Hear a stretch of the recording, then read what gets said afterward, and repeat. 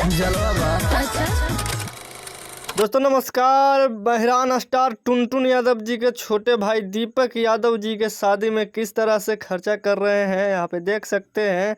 अपना बड़े बड़े सिंगर के लाने के लिए कितना एस्टिमेट कर रहे हैं, पैसा दे रहे हैं।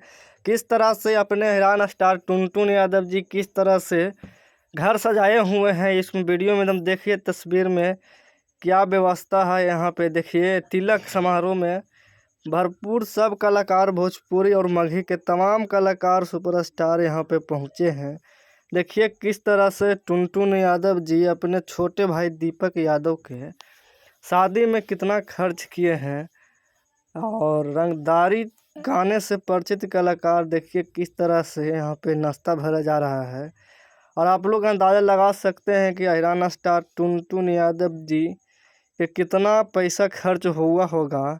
यहाँ पे देखिए किस तरह से एकदम गांव देहात के करते हुए, और इनको मैनेजर विकास यादव जी ने, और देखिए इनको कौन नहीं जानत है जगह में, टुनटुन यादव जी